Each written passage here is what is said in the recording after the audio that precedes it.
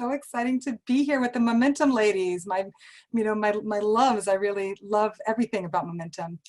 So it's really also interesting to sit and listen to your own bio. And when you're supposed to be teaching a class about being flawesome and being flawed and embracing imperfections, it's very powerful to listen to all these like shiny things said about you when you know at the root that the probably one of the shiniest and the deepest shiniest thing about yourself is the ways in which we're all flawed.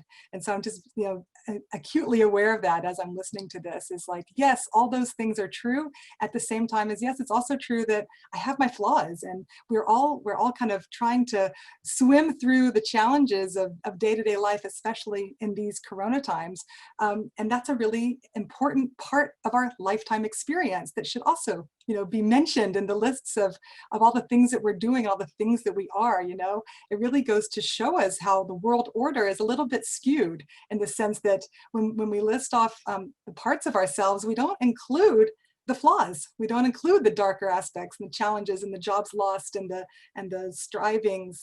So really, I'm hoping and praying that this little 30-minute session we have together, we can really honor the fact that, and underneath all the shiny titles and underneath it all, we're really deeply flawed. And that's the way it's supposed to be. And it hurts, but it also, there's its own special gifts that come when we embrace those aspects of ourselves, and not just of ourselves, but also of our family and our partners, our children. And God knows right now we're really having to confront the flawsomeness of reality right now as we're all swimming through these corona times. So I feel like this is a really, we're all, globally experiencing an invitation to embracing a fuller picture of what reality is, and of who we are as individuals and communities and a globe. And I think that it's necessary for us to embrace also the darker aspects, the challenging aspects. And so that's one of my prayers for what we're gonna do in this journey together. So what is Flawesome? I love a good pun. So Flawesome is really the art of knowing that your flaws make you awesome. So many of if you look at the quotes out there on, Google it, you Google Flawesome, it'll say, embracing your flaws and knowing that it doesn't make you any less awesome. So really, that's not actually the quote that we want. The quote is, we embrace our flaws, knowing that that's part of what makes us awesome. So that's kind of the angle I want to share, is that it's not just, oh, in spite of my flaws, I'm really awesome. No, it's because of my flaws and because of these darker aspects and challenging aspects of myself that actually, that's where a lot of my power and my magnificence lies. If you look back at the original place where Flawesome shows up in the Torah, in the Bible, it's right there at the beginning of creation. Every day of creation, right? God looks at what God's created and God sees it and says, and it was good. And this happens like over and over. There's this chorus returning of, and God saw that it was good, and God saw that it was good, on repeat until the 6th day of creation. And on the 6th day of creation, as the day actually that humans were created, God looks at creation and God says that it is very good. The first biblical superlative, God sees it, it's very good. So the Midrash jumps in, the rabbis jump in really quick, and they're like, whoa, what's up with that? Why is there this difference all of a sudden? We're moving from it was good to all of a sudden this important point apparently coming out that something about this last day was uber good. Superlatively good.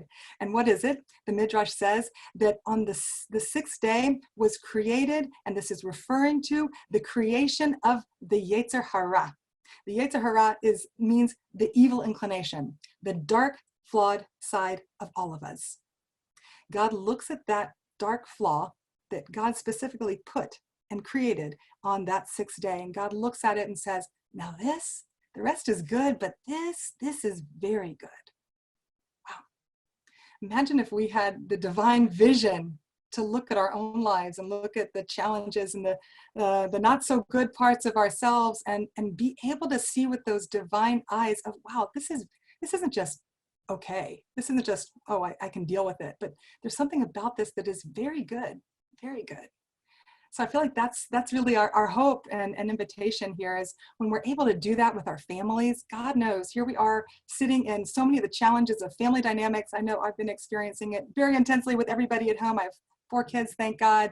And I'm having to encounter the challenges and trying to find what's very good, and with the real sense of knowing, thank God, that and being able to draw on really beautiful, deep Torah and psychological sources about the deep goodness that comes from the hard stuff.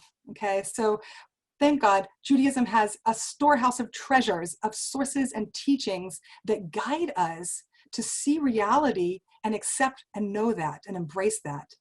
And it's very calming, it's very comforting when we're able to look at the challenges and experience a very goodness in them. So I want to share with you, to, kind of quickly, just little bites of a couple of the beautiful Jewish sources that we have about that ground us in that very goodness, as well as some of the psychological framings to them, as well as, and then at the end, we'll kind of look at and you'll pick out one of your flawesome aspects, and we'll kind of go over some archetypes and ways to hold that material, hopefully in a helpful manner. So that's our goal tonight, and I'm excited to be doing it with you.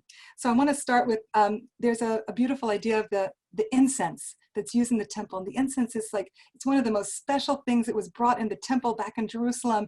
The crowning moment of the Yom Kippur service was about the incense offering. The incense is known to be this incredible, pungent, glorious, spiritual inducing experience that was the crowning moment of the year, is the incense offering. So what's in the incense? Our sages teach us the incense is made of 11 ingredients, and 10 of those ingredients are the most incredible smelling spices that you could ever imagine. And then the 11th ingredient is galbanum, and it was just the rotten egg, worst smelling stench of a spice that you could imagine. But it gets added in with the other 10, and it creates a whole. And that's really the image that we kind of want to be, anchoring into, is knowing that we can handle the bouquet that holds the stench is part of what makes the incense of our lives so pungent and so sacred. So there's a beautiful teaching from Rabbi Cook, who was the first chief rabbi of Palestine right before it became Israel. And he was a great mystic and a great teacher and a great unifier of the Jewish people. And he taught the idea that God is whole, right? God is perfect in every way. But in order for God to be perfect, that has to include everything. So it has to include that God also includes imperfection as part of that larger perfection. And the terminology that he gives us for this is gorgeous. He says that there's an aspect of the divine, and not just the divine, but also of reality and the created world, that is called shlemut, which means perfection. Yes, there's an aspect that is, God is perfect and reality is perfect. But then there's also an aspect called hishtalmut, and this is the verb form, not perfection, but perfecting. And this is a necessary ingredient of the divine perfection, is something that's not perfect. You get this deep mystical idea that within the divine perfection had to be something imperfect. And that imperfection is us, by the way. It's the humans and all of our wild, wondrous flaws. Okay, this is the human and the divine flawsomeness. It's called hishtalmut, which means perfecting. So whenever we get into that place of where we're noticing that something's not working right and something's not flowing, just reminding ourselves that, oh, this is part of a larger perfection, but it's a process and it's called perfecting. We are in a process of perfecting, and the necessary steps of perfecting includes imperfection that we then work on and we hold and we embrace and we work with and we grow through. So this is really the Jewish mystical ideal for humanity and for humans, is to know that we are imperfect, and that's part of the perfection. And our job is to be part of that perfecting, to be the verb. We're the verb form of God in the world, bringing perfection in.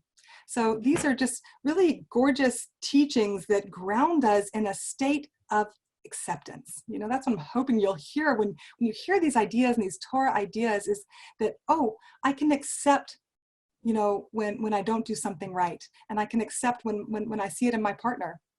So kind of releasing and surrendering to the imperfections is just the pathway to a happier life. It's a pathway to a calmer, more sacred, fuller, more embodied, synthesized life. I work with a lot of mothers in my psychotherapy practice, and I was working with a woman yesterday. She's the mother of 8. God bless her. And when you have 8 kids, like, nothing's gonna really be perfect, because it's going to be a zoo so much of the time, which has its advantages, because then she just kind of has to surrender into the imperfection of her reality. But this particular woman, like so many of us, does not want to surrender into her imperfection.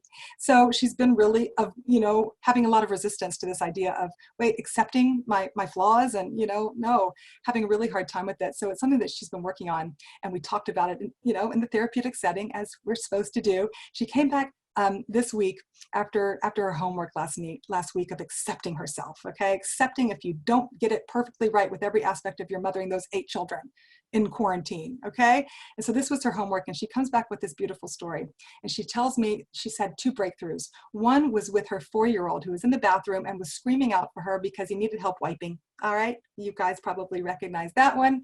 I know I do. And she's very busy with other things, and she doesn't quite get to the kid in time, and in the end he really starts crying. Oh, Nebuch, like really heartbreaking, he's crying and he's sad, and she's able to go in there, and instead of beating herself up about it, she's able to be there for him. Okay. She had the same exact situation with her 10-year-old. Her 10-year-old was doing his homework, but he had a lot to do, and he kept on calling Ima to come and help him with all of his pages because it was overwhelming for him. But she has 7 other kids to be dealing with, and dinner and all the rest of it, and so it took her a while to get to him. By the time she gets to him, he's in tears. Okay, sound familiar? And really wanting that help and needing that help from her. And she said that usually she'd go into this situation and just be beating herself up that she wasn't there for them, and how painful and how broken. But instead of beating herself up, she went into a place of saying, because of the work, she's saying, I can accept that I'm not always going to be perfect. I can accept that I'm not always going to have it perfectly together. She said because she did that, she felt, in both scenarios, she felt a tangible difference in her reaction, where instead of walking into the bathroom or to her son, feeling focused on how bad she is, and all of her feelings about how bad she is, it was all about her. And once she kind of was like, I'm not going to focus on me being bad. I can accept that I didn't get this perfect. Fine. Then she was able to be there for her 4-year-old and her 10-year-old in a way that she hadn't been before. Because it kind of was always, even it was like about her beating herself up, it was all about her before.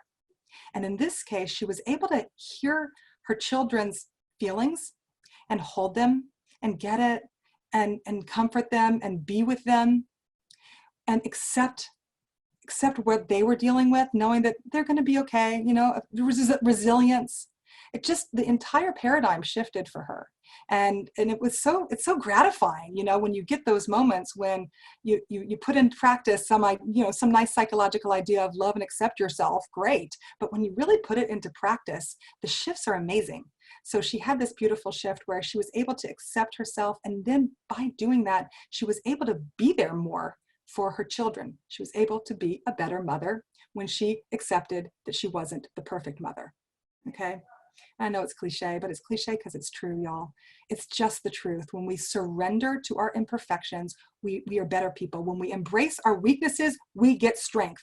This is the paradoxical formula of perfecting. When we embrace our weaknesses, we are stronger.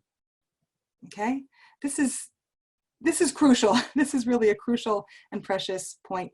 I want to kind of unpack the benefits of what happens when we accept and embrace our imperfections, when we become truly Flawesome. And I want to do this by looking at five sort of archetypal Jewish feminine figures and what they teach us about how to be Flawesome and how to embrace our imperfections. So I'm going to ask my friend Allison to pull up our screen here. I love this, that we're on Zoom, we can experience this multidimensional learning. So 5 Flawesome, mostly Jewish female figures. Okay, next page. Thank you, Allison. So our first figure, you're going to recognize her. Oh, I know this is one of Adrian's favorites. This is Midge Maisel, right? We all know Midge Maisel from The Marvelous Miss Maisel. why is she our figure here? Okay, remember those scenes where she wakes up 2 times in the middle of the night. One time is after her husband falls asleep so she can go take her makeup off. And then another time is before her husband wakes up so she can go put her makeup on, right? She was so committed to having to be perfect that she lost her husband. You know, her basically perfect life, as it's set up at the beginning of the show, as probably you all know, she is like this perfect life. And in the course of the show, it all falls apart into a million pieces. And that becomes the portal for her awesomeness, is when she finally just lets herself be flawed and like sees the flaws surrounding her, you know, and encompassing her reality and herself and her husband and their hitherto perfect relationship. She embraces those flaws, but not just that, she's able to go in and she makes fun of them. She makes them funny, and she makes art out of them. Out of talking about the flawed nature of things is where her brilliance comes through, as she becomes this, you know, stand-up comedian, where she's not only able to laugh, see her brokenness, but she's able to laugh at it and make like an art form. Talk about the art of being Flawesome. She really does this. So as we're sort of thinking about this, I want to ask you right now, go ahead and get in touch with oh, wow. So somebody is asking a question. Who is that? Is this a TV show? I'm sorry. I figured everybody in the world had watched The Marvelous Mrs. Maisel. It's a TV show. You should go watch it because it's really a great show about the breaking down of that perfect housewife 1950s. And out of that, she creates art. Okay. So going now, I want you to think, you know, taking your mind off of Mrs. Maisel's for a minute. I want to invite you. You know what, Allison, you can pull my face back up if that's okay.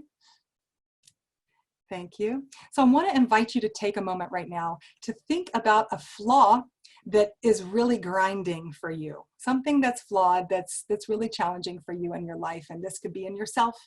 It could be in your child, your partner. I would suggest trying to pull on one that's something about yourself for this exercise right now. But I hope that after this this class, that you can go and you can think about it in terms of how you could look at your family members differently after this. But for now, go ahead and think about a flaw in yourself that is giving you agony, that's hard for you, that's heartbreaking for you in some way. And go ahead and try and pull on one flaw. I'm sure there's plenty to choose from if you're anything like me, but try to pick on one, and that will be, you know, microcosmic of all of them. Okay, so thinking about that one flaw, going back now to our slideshow and the Mrs. Maisel, think about your flaw and ask yourself. You can pull up, Allison, the screen again. Thank you. So asking yourself, when you think about this one flaw in the context of, wait, there's something about this that makes me flawsome, and ask yourself, how can you find humor? How can you find humor in this thing? If you could imagine laughing about this or making it a joke in some way. And then not just that, but you know, in the show, she really turns and makes an asset out of her flaws. Is there some way that you can even make an asset out of your flaw? Just for a moment right now, letting your imagination kind of run. Is there any way to take this flaw and make it lighter? Think about ways in which you can make it a part of you, using it as part of your awesomeness. If you have a piece of paper and pen, all the better, to just jot a few thoughts down, thinking about it for yourself. Please, if you can, put it in the chat. What a fabulous idea. If you have you know, what's your flaw, your flawsome flaw that you want to be thinking about, write that down in the chat right now. Think about, how can I make this humorous? Now let's go over to our, not giving you a lot of time here, but let's go over to our second figure, our Jewish woman. Okay, Golda Meir, gotta love her. Okay, she was the first female Israeli prime minister, of course. And she said, not being beautiful was the true blessing. Not being beautiful forced me to develop my inner resources. The pretty girl has a handicap to overcome. Okay, so she wasn't beautiful. She could have looked at that and said, oh, I'm flawed, I'm not a beautiful person. Instead, she said, wow, this has been a great gift. This lack of beauty thing has been a great gift to me. How is one of your flaws actually revealing to you a place where you're developing other resources and showing you the path forward based on your other resources? Okay, so thinking about that for yourself right now. What gifts have you gotten from having this flaw that kept you from being a supermodel, but developed other parts of yourself? Okay, moving on to the next one. This is the diminished moon. Okay, this is a deep one, my friends. We're going to try and do this quickly. When God created the sun and the moon, and the Midrash says that the moon came up and said, wait a second, God, how can one crown be worn by two kings? We're both supposed to rule the night, rule the sky. How can one crown be worn by two kings? And God said, hot dog, you're right, moon, you're right. Go ahead and diminish yourself and let the sun be wear the crown. And so this is a deep idea in Jewish mysticism, that the diminishment of the moon, which is also the diminishment of the feminine, there's a diminishment that happened and put into place that was the core aspect of creation. There's something, though, that happens when you allow yourself to be small, when you allow yourself to not have to be the big shiny thing with the crown on your head, the humility, the simplicity, valuing the simplicity that comes with the flaws. And yeah, I don't have to be the best. Letting that drop, letting that burden of having to be so bright all the time just drop. Okay, next slide, thank you. Miriam. Okay, so Miriam, her name actually, Mar is part of her name. Mar means bitter. There's Miriam, you don't hear about it very often, but one of the experiences in Miriam's life is that she speaks badly about her brother Moses, and God punishes her for doing the wrong thing. And God gives her leprosy and sends her out of the camp. Takes this little bitty thing that she did wrong, and suddenly she gets leprosy, her whole body is transformed, and she is sent out of society, and all the people know that she is out on the outs, and everybody has to wait for her while she's outside of the camp until she's healed of her leprosy. Talk about a public humiliation. There's a very powerful thing that happens when we get a public humiliation, actually. There's a humanity and a humility that is born from it, where a weakness can become a strength. I don't know if any of you who have experienced public humiliation, it's really powerful refinement that you get. Rabbi Nachman talks about the gift that comes when somebody embarrasses you. There's gifts that come because you get to just be humbled. There's an importance, there's an awesomeness to being humble. Next slide, thanks, Allison.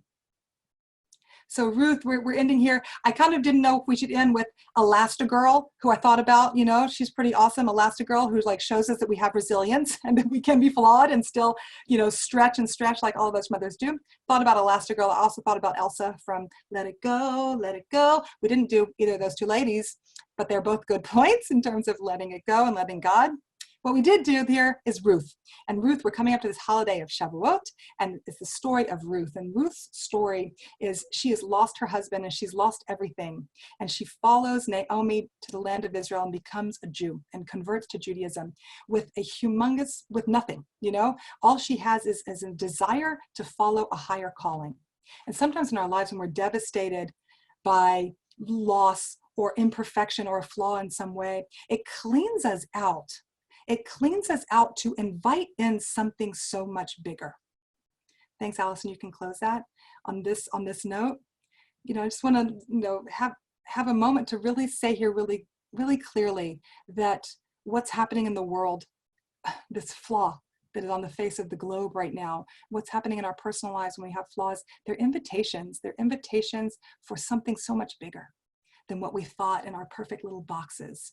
And when we can surrender into them, we invite in God. We invite in a bigger plan and a mightier plan into our otherwise so small lives. And so I also want you to think about, when you think about your own flaws, think about, how is my accepting this aspect of myself, letting God come in, letting God be the one in control, letting God be, giving it up to something bigger, to a bigger understanding than maybe my rational mind can figure out, but knowing that there's a greater mystery involved with why we are given our flaws in the first place. And that really is the basic Jewish concept of tikkun, that we all come into this world. God makes us specifically with our strengths and our weaknesses, exactly to be the precise, imperfect people that we are, because those weaknesses, not just our strengths, show us who we're supposed to become, but our weaknesses do as well.